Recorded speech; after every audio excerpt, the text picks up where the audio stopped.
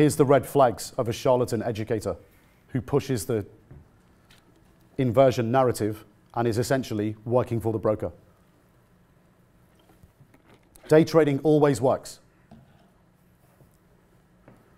Well, we know it doesn't always work because the trader is a slave to volatility, and the trader doesn't tell the market what's possible. The market tells the trader what's possible. Remember our euro-dollar example, 106? Buy and sell for the next 250 trading days. Buy at 106, sell at 106. If there's no volatility, you can't make money. Impossible. So day trading doesn't always work. In fact, it works in the minority of cases. It only works in history in the last 15 years, 20% of times, on average. And that is a statistical analysis. You can't argue with it. We're looking at US equities in particular, specifically, and the major Forex pairs. And 80% of the time, it hasn't worked. The odds are not in your favor. So what does that mean? You're being told the inversion narrative. You're being told the opposite of what's true. But what does that do for the broker and the educator? Guaranteed volume every day. If you absolutely believe that day trading always works, or works in the vast majority of times, in history and going forward, what are you going to do? Well, you're a guaranteed idiot. You're guaranteed to trade all the time. Fantastic, perfect client. They get paid, not you. Next one. It's better to not have overnight risk and to exit your positions at the end of the day always. Why is that good for the broker and the educator? Because you're guaranteed to trade twice a day. You enter a position and exit. It also just means that the educator has no idea about risk, because risk can be hedged out overnight. Risk can be hedged out for months with assets that are correlated.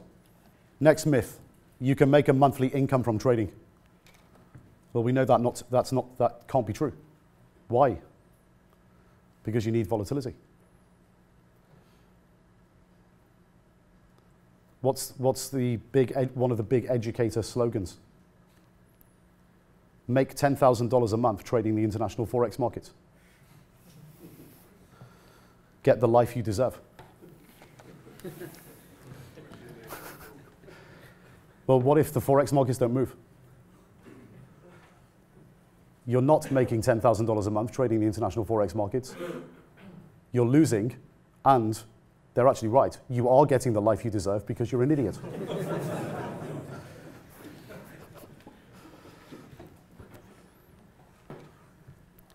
But what does it mean if you believe that narrative? It means you're a guaranteed fool. It means you're going to chase the monthly income. You're going to trade all the time, chasing the income. And what happens if loads of guys chase the income? Well, you get an income. It's the inversion narrative. Trading is easy. You just need to follow a few lines on a chart. Technical analysis. Here's some signals. Follow the lines. Buy here, sell here, buy here, sell here. What does that do? Guaranteed trades. It's the mice hitting the pedal, trying to get a piece of cheese. Psychology is the most important thing in trading. If that's your only narrative, you've got nothing. If you've got a strong mind, you'll be good at risk management and make money. If that's your only narrative, you've got nothing. You don't have a trading strategy. All you need is risk management to be a good trader. Nonsense. You need ideas.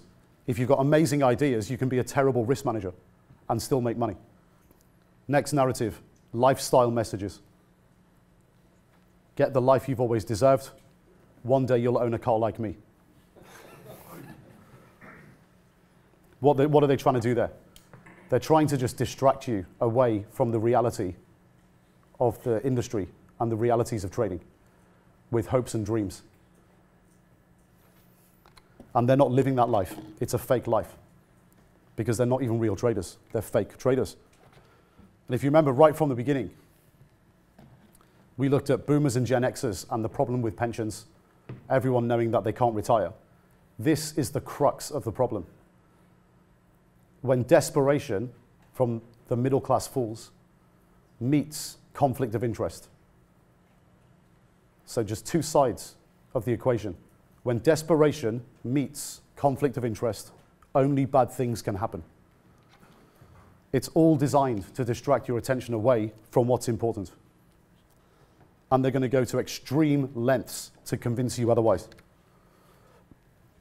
The inversion narrative is huge outside the United States, much more so outside the US. But what about inside the US? We've already mentioned this in the example with you about how the commission is not paid as a percentage, it's a flat rate, but they're still the broker's bitch.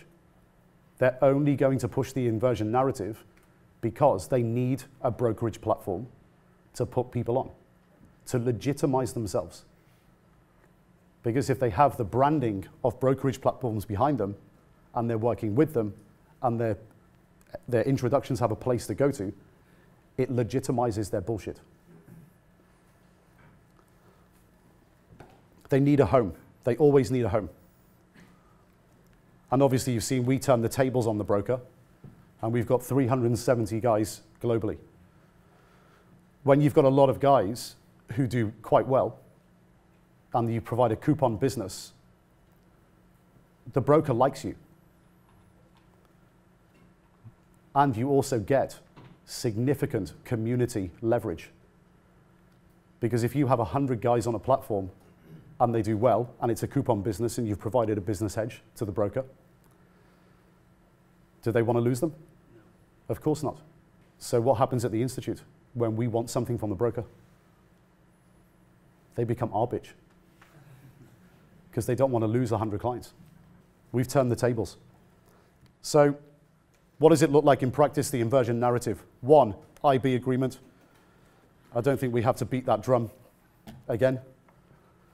But one thing you should absolutely do if you go to get taught by someone in the financial markets who professes they're an educator and they're good at teaching and they're a guru trader, ask for their IB agreement. If they're introducing you onto a platform, the contract has to be in place. It's illegal for the broker to not have the contract in place. So if the educator won't give it to you, where do you go? Well, first of all, what's the message if he won't give it to you? What's the message from the educator if they say, no, I'm not giving you a copy of my contract? They've got something to hide. Or they don't have a contract, which means it's illegal. So either way, it's bad. Where do you get it from? Well, actually, contact the broker and ask for the email address to their compliance desk. Under regulation, they absolutely have to provide it to you. They have to have full disclosure of the relationship with the educator. So contact compliance and go behind the educator's back. That's how you find out if they're incentivized by volume and frequency. Regulatory history is a big one. There is actually a real definition of what a professional trader is. So if someone claims that they are or have been a professional trader, you can find out with a few clicks of a mouse. Why? Because if they've been a professional trader, the definition is they've performed a controlled function. And the controlled function in all geographies is trading other people's money, investors' money. So investors will be in a hedge fund, pension fund, but also investment banks. The investors are the shareholders in the bank, and the guys at the bank trade the shareholders' money. They control the balance sheet. So they are a custodian of third-party capital, and they have to be regulated. What do you have to do to get regulated? You've got to take your exams. And there's a public record everywhere, in every geography. There's mine. FCA register. So Goldman Sachs, Lehman Brothers, JP Morgan, regulated to perform controlled function of trading other people's money. And Woolwood Consultants, which is a small firm that we had, 4 guys, and we had to be regulated because we traded each other's money. Very straightforward. Another easy way of finding out is if you know someone who's got a Bloomberg subscription. If you know someone who's got a Bloomberg subscription, just ask them to type your name into the search field, or the name of the educator, and then click on, I think it's 8, career. And it comes up with the full career of the person who was a subscriber to Bloomberg. Now, it's difficult for retail because it costs $25,000 a year, but Bloomberg records the career of professional traders and professionals in the market. Not hard to find if you do a bit of digging. That's online. Kreil joins JP Morgan, equities trading team. That's online as well. So at Lehman before.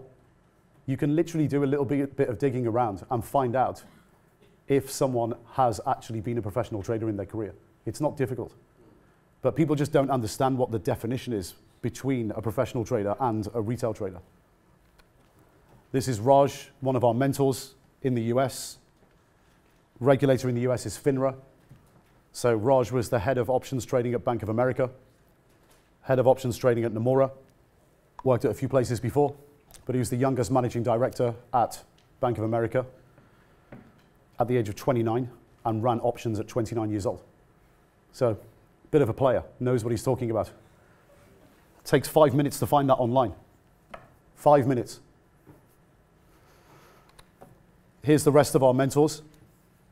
So Tristan, Chris Cathy's over there. Jason McDonald. Sorry, I had to put your middle name in. Me too. Ben Berg-Green, who's over there. Hisham, who's arriving tonight. He should have just landed, actually. He lands at 8:30. We're doing a conference at the weekend. Hisham, you can't get it online because NASDAQ Dubai, they don't record publicly online, but we have the certificates because we only hire guys who have actually been professional traders. So you can go to any of those links and you'll find everyone's background. Now, none of our guys have to be regulated now. Why? Because we don't perform controlled functions. But the point I'm making here is this, is if you are being told by somebody who professes to be a professional trader or has been a professional trader, all you have to do is check. And what happens if you draw a blank or you can't find it? What happens if you ask them to prove it and they can't? What's happened? You've been told by a retail trader that they are a professional trader or they have been a professional trader. So what does that mean? You're being potentially taught by somebody who is exactly the same as you. Just because you have access to a brokerage platform or a trading account with a couple of $1,000s in it and you trade every day, it doesn't mean you're a professional trader or have been a professional trader. It's like me going out into my back garden every day and kicking a football and saying I'm a professional footballer. Barcelona are not signing me up next week. And I should not be teaching football. It's pretty straightforward. So anyone can do their research. And if you don't, you're actually being really irresponsible. All you have to do is check the regulatory history. So check for the IB agreement, check for the regulatory history. The vast, vast majority of trading educators in the market have absolutely zero professional trading experience. They are retail traders pretending to be professional traders. And it takes one check. So now you know the definition. If they have no status, no history, having a controlled function of managing other people's money, it means they've never been a professional trader, and they can't claim to have been one. It's a binary outcome. You can't get a little bit pregnant. You're either a retail trader or a professional trader. You're either pregnant or you're not. They're just pretending. So they'll have the IB agreement. They'll pretend that they're professional traders. How do they pretend that they're professional traders? Well, we live in an online world, and they'll create completely manufactured backstories of their lives.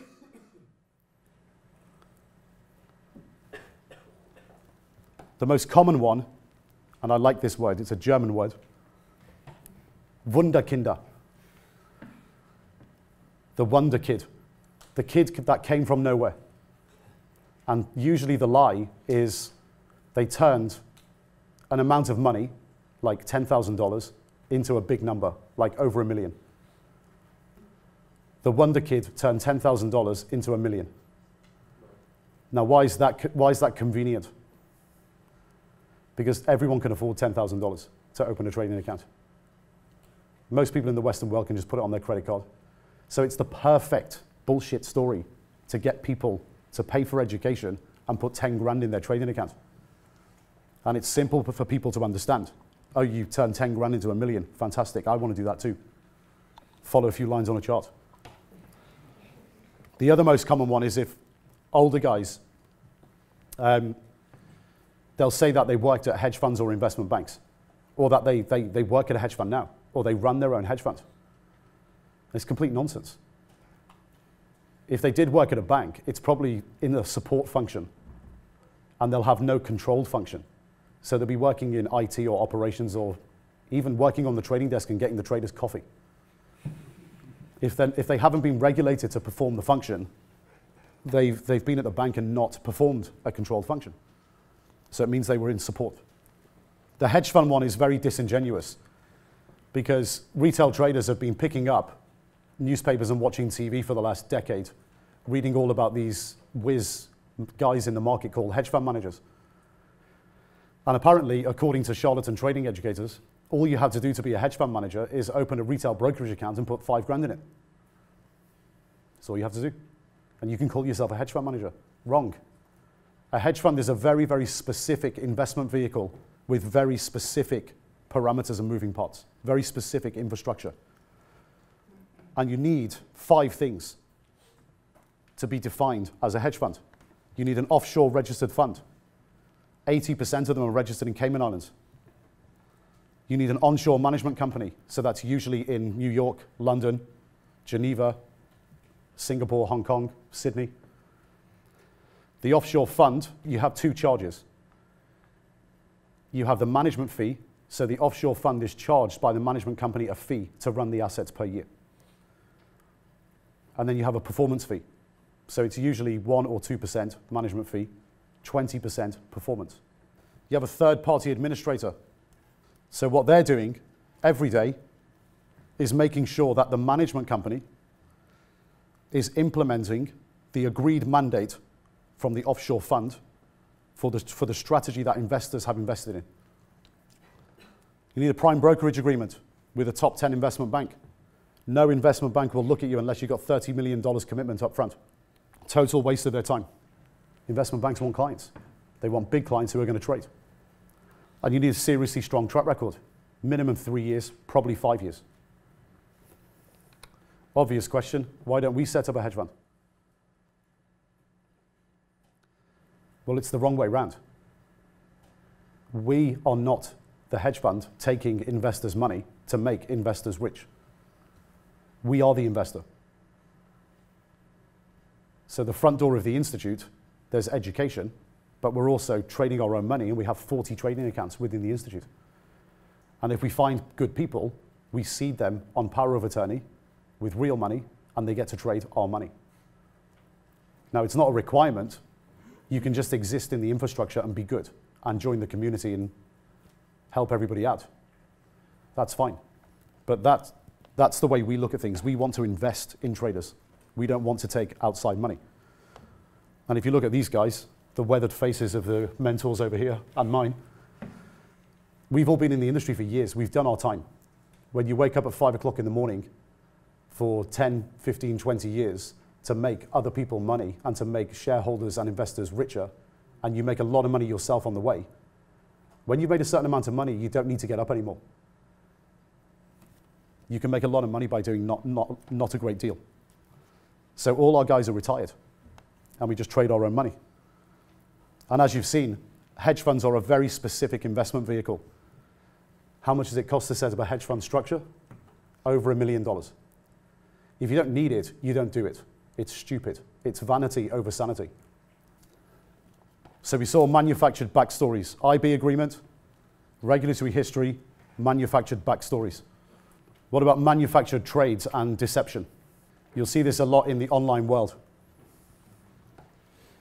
You'll see lots of educators active on social media, posting screenshots of charts. And this is essentially hindsight trading. So for example, posting a picture of a chart on social media with an arrow that points here and an arrow that points there, saying, I bought it here, I sold it here. Congratulations. Well, anyone can do that. Anyone can pull up a chart and say, I should have bought it at 5 and I should have sold it at 8. It's just bullshit. So that's hindsight trading. What about predicted trading? Predicted trading is very disingenuous because people who don't understand the industry can fall for it very easily. So what about posting a chart before an event with support and resistance and saying, prepare for the big move. And then afterwards, you actually get a screenshot of a real trading account with showing a profit of, say, $3,248 with a narrative next to it that says, just made $3,248, it's only 10 a.m. That's me done for the day. I'm off to the beach. This quite literally is the oldest trick in the book, and it's been going on since the 1920s. They've got 2 trading accounts. They go long in one and short in the other, and they post a screenshot of the one that makes money.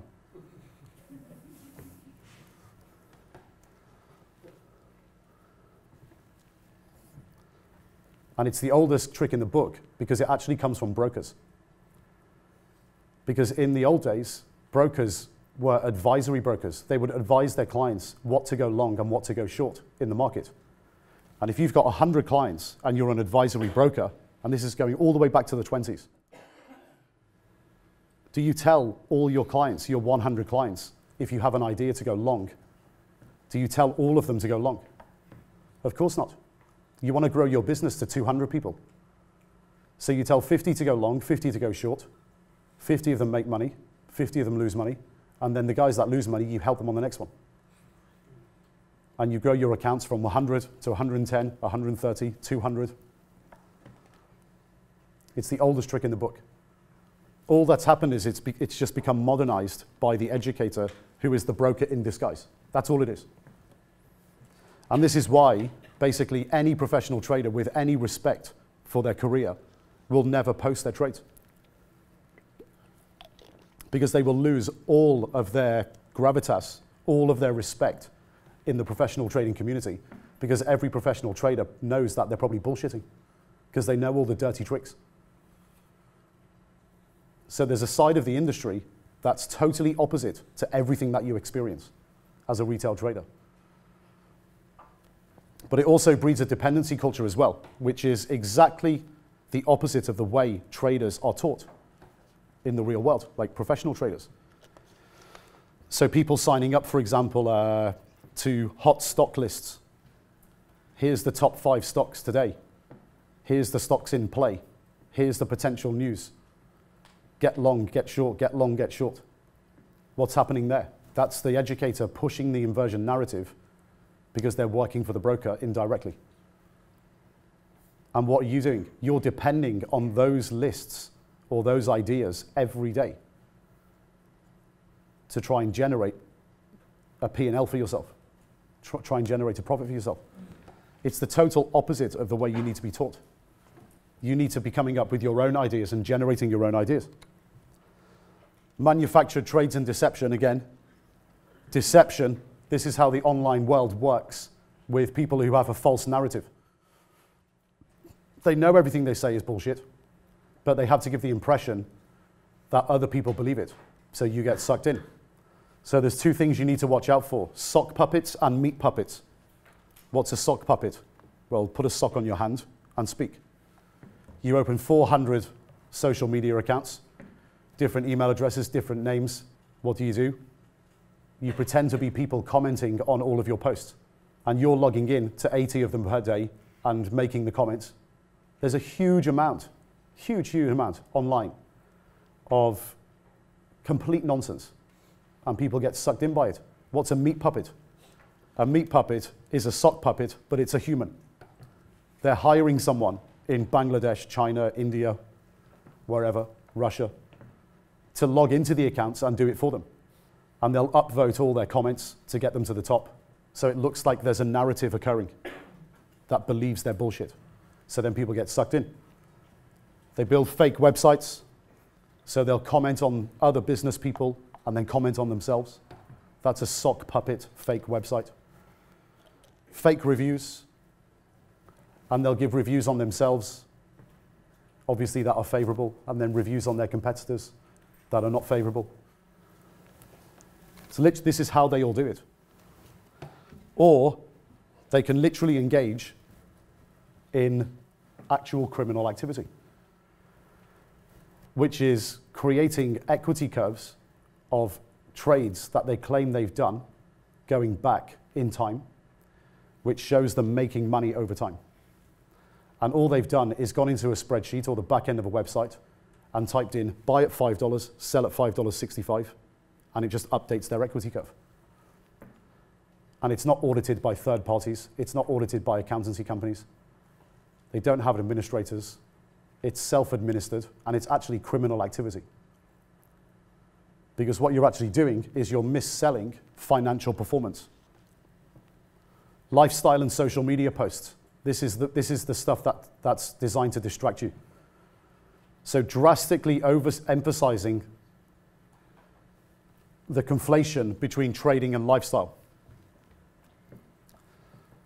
So of course, if you know what you're doing, it doesn't matter where you press the button. It's less than 1% of what you'll do as a trader. It's the other 99% that's important. You can't be sitting by a pool coming up with 10 really good trading ideas per week. You actually do need to work. You can press the button when you're lying by the swimming pool, but you have to do the other 99% of the work. And you can always tell an educator that's had no trading experience, because they'll constantly push the lifestyle narrative. It's creating the hopes and dreams. And how do they do it? Most typical ways: renting houses on Airbnb and doing MTV crib-style tours of their houses. But they'll literally rent the house for a day, and they don't own it. It's rented for a day. Or they'll rent a supercar for a day. And in the house and in the car, they'll film all day and collect 3 months of content and drip it out over 3 months. So they build archives of content to drip out the inversion narrative. Possibly my favorite is withdrawing cash and parading it, saying that you made it in trading. That's where you get it from. Prop movie money store. There's $1 million on sale for $450 in new style, aged look 100s. That's where they get it from. And of course, when you wrap all of this up together, the IB agreement, the no regulatory history, but telling you they're a professional trader when they're actually a retail trader, the manufactured backstory, the manufactured trades and deception practices that they engage in, and the lifestyle and social media posts. Of course, the cherry on the top of the cake is the reason why they do it is because they want to inspire you, so you can one day be like them. So you open a trading account. 20 days later, you're gone.